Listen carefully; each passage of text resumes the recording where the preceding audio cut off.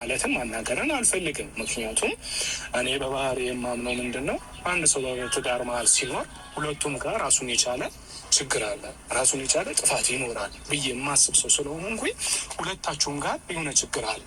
ያንን ችግር እንዴት ትቀርፋላችሁ በሚል እነዛን መንገዶች እንድታስተካክሉ ነው የኔ ድካም ወይ ደግሞ የኔ ልፋት። ገብቶሻል? ግን አንቺ ማለት ምን አለ መሰለሽ፣ የሆነ እሳት እየተቃጠለ ያንን እሳት ቤንዝል አይደለም የሚከተትበት። ተረዳሽኝ አይደለም? ውሃ ከተሽ በውሃ ታጠፊዋለሽ እንጂ እንዴት ቤንዝል ትከችበታለሽ? አሁን እሱ እንግዲያው መጀመሪያ እሱ ጥሶን ወጣ፣ አይተሻለ፣ ቤት ውስጥ መርተን ትቶን ወጣ። ግን ያንን ሁሉ እያደረገ እኛ ወንድማችን ለማሸነፍ በጣም እኔ በውስጥ በጣም እየለፋው ነበረ። ግን መልሶ ደግሞ ይህ ነገር ሲኖር የባሰ ልጁ እየተረጋጋ የነበረው ልጅ የበለጠ እንዲቃጠል ወይ ደግሞ እንዲናደድ እንዴት እንደዚህ ታደርጋለች ወደሚል አይነት ስሜት ውስጥ መልሶ እንዲገባ አደረግሽው ማለት ነው። አንደኛ ጥፋት። ሁለተኛ ጥፋት ደግሞ ይነግርሻል፣ በመሀላችሁ ሰው አታስገቡ። በቃ መነጋገር ካለባችሁ መጣላት ካለ ባልና ሚስት ቢጣላ አሁን እኔ ሲሄድ እግርና እግር ተጋጭቶ ልወድቅ እችላለሁ። ልክ ባልና ሚስት ማለት አንድ አካል ናቸው። ሁለታችሁ ስትጋጩ ምናልባት በቃ ተጋጫችሁ ተደባደቡ ምንም በሉ፣ ሚስጥራችሁ ግን ውጭ ሊወጣ አይገባል። ገብቶሻል አይደለ? የትዳራችሁ ሁኔታ እናንተ ሆናችሁ ልትሸፍኑት የሚገባው ችግር አለ። አውሮታ ነይ ብሎ ችግሩን ማናገር እሱ። አንቺም ደግሞ ችግር አለ ና አብረሽ ቁጭ በል፣ ችግር አለ፣ ባሳዝነኸኛል፣ በድለኸኛል፣ በቃ ይህንን እንደዚህ ነገር አስተካከል ብለሽ ልታወሪ እንጂ የሚገባው አደባባይ ላይ እንደዚህ አይነት ነገር ሌላ ነገር መከሰት እንደዚህ ቪዲዮ ምናምን። ሲጀመር በመጀመሪያ ወንድ ልጅ በባህሪው እልህኛ ነው። የኢትዮጵያ ወንዶች ስንባል በራሳችን የሆነ ደማችን ሞቃታማ ነው። ገብቶሻል አይደለም? ትንሽዬ ነገር ስናይ በጣም ወደ ላይ መውጣት እንወጣለን። አንዳችን ከፍ ስንል አንዳችን ልናቀሰቅስ ይገባል። አንዳችን ስንወጣ አንዳችን ልንወርድ ይገባል። ተረዳሽኝ አይደለም? አንቺ በጣም ሆድ ስትሆኝ አብርሃም ሊረጋጋ ይገባል። እሱ ደግሞ ሆድ ሲሆን አንቺ ልትረጋቂ ይገባል። ዛሬም ቢሆን የልጅሽን አባት የምትፈልጊ ከሆነ ከእሱ ጋር አብረሽ መኖር የምትፈልጊ ከሆነ የምትሄጂው መንገድ አሁንም ልክ አይደለም፣ መስተካከል አለበት። መንገድሽ ልክ አይደለም፣ የምትሄዱበት መንገድ።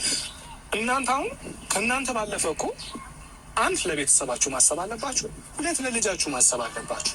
እንዴ እናንተ እንደዚህ ስትሆኑ እኛ ማንጨነቅ ይመስላችኋል? በጣም እንጨነቃለን እኮ፣ በጣም እንረበሻለን። ገብቶሻል አይደለም? እናንተ ሁለታችሁ በተጋጫችሁ ቁጥር አይምሯችን በጣም ነው የሚጨነቀው። እናት አባቶቻችን እናት አባቶች ምን ያህል ጭንቀት ውስጥ እንዳሉ እናንተ አታውቁም። እኔ እናንተ እነሱን ጎትቼ ከዛ አምጥቼ ከእናንተ ጋር ማገናኘት አልፈልግም። ምክንያቱም ይሄ እኛ መቋጨት እንችላለን ብዬ ስለማስብ። ገብቶሻል አይደለም? እነሱን እኔ ለሰላም ሁለታችሁ ደስተኛ ሆናችሁ ስትኖሩ ለእረፍት እንዲመጡ እንጂ በእናንተ ጭቅጭቅ መሀል እንዲገቡ አልፈልግም። እኔም አልፈልግም። ስለዛ ያንን ካልፈለግሽ ደግሞ እንዴት ነው በቃ እንዴት ነው የሚሆነው? አይ ደግሞ የምትይ ከሆነ እሱ እንግዲያው ለጊዜ በጣም እንግዲያው እየተገላበጠ ነው ወይ ደግሞ እያስቸገረ ነው አይደለ? ትንሽ ጊዜ በቃ እርግፍ አድርገሽ ስተሽው አንቺ ደግሞ ጸጥ ብለሽ ኑሪ። ስቶ እኮ እየመጣ ተቸገርኩኝ። እንግዲህ እኔ እውነት ረጅም ጊዜ የራሴ ላይፍ ለምኖር የሆነ መንገዶችን እየጀመርኩኝ ነበር። በቃ የራሴ ነገር ምናምን ለማለት በራሴ ለመጠንከሪ ነው። እንዴት መሰለክ ብቻ ኮምፕሊትሊ ነገሮችን ረስቼ ወደ ራሴ ነገር ፎከስ ማድረግ ጀምሬ ነበረ። ዴይሊ እየመጣ ነው የሚረብሸኝ። እውነት ሁሌ እየመጣ ኢቨን ስወጣ ስገባ ከማን ጋር እንደምወጣ ከማን ጋር እንደምገባ ምናምን ሁላ የሚነግረው ሰው አለ። እስከዚህ ድረስ ተደራርሰን ነበረ። እንዴ በዚህ ልክ ከሆነ እሺ ሁሉም ነገር ልተው፣ በሰላም እንድንኖር የምትፈልግ ከሆነ ላስተካክል፣ እንስተካከል፣ እንኑር በስነ ስርዓት አልኩት። ከዛ ደግሞ የኔን ነገር ብሽሽ ካደረገ በኋላ የኔን ነገር ከሰዎች እንድለያይ ምናምን ከፈለገ ካደረገ በኋላ አይ እኔ እኮ እንደዚህ ፈልጌው አይደለም ነው እንዴ እንደዛ ነው ምናምን ብዬ እኔ የማይሆንልህ ውስጥ ገባሁኝ እንጂ ትቼው ነበር። በቃ ሁሉን ነገር ትውት አድርጌ የራሴን ላይፍ እየኖርኩኝ ነበረ። ስወጣ ስገባ ጭራሽ ሰው ሌላ የሚሰልለኝ ሰው ላ ነበር። በቃ እንደዚህ ወጣች፣ እንደዚህ ገባች፣ እንደዚህ ሰው መጥቷል፣ ከእንደዚህ አይነት ሰው ጋር ሄዳለች፣ እዚህ ቦታ ናት ያለችው፣ እንደዚህ አይነት ሰው ቤቷ መጥቷል፣ አሁን ሂድ ምናምን የሚሉት በቃ እንደዚህ አይነት ወሬ የሚያቀባብሉት ሁላ ሰዎችን ሁላ አስቀምጦ የነበረ ሰው ነው። እሺ እንደዚህ አይነት ነገር ማትፈልግ ከሆነ የራሴን ነገር ልተው፣ በቃ አብረን እንሆን ምናምን ብዬ ስለው ደግሞ ላይ እንደምታየው ሆነ። ከዛ ማይሆንልህ ውስጥ ገባኝ። ተገቢ አይደለም። አይኖ ግን ጀመር ችግር አሁን እናንተ ጋር ነው ቆም ብዬ ራሴን ሳስበው ወይ እናንተን ሳስተውላችሁ ችግር የሚፈጥሩት በራሱ ዙሪያችሁ ያሉ ሰዎች ናቸው። ተረዳሽኝ አይደለም? ዙሪያ አሁን እያልሽ ነው። ሲወጣ ሲገባ ሲወጣ ሰራመድ የሚነግረው ሰው አለ። የማደርገውን ነገር የሚነግረው ሰው አለ። አንዳንድ ጊዜ እኔ ወንድሜን ሳየው እኔ የእውነት እንደሚወድሽ አውቃለሁ፣ በጣም እንደሚወድሽ አውቃለሁ።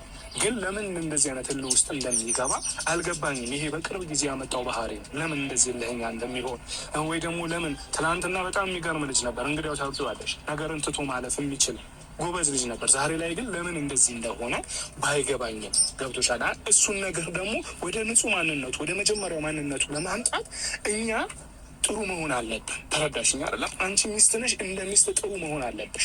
ትክክለኛ ሚስት መሆንሽን ለሱ ማሳየት አለብሽ። አገኘሽኝ አይደለም?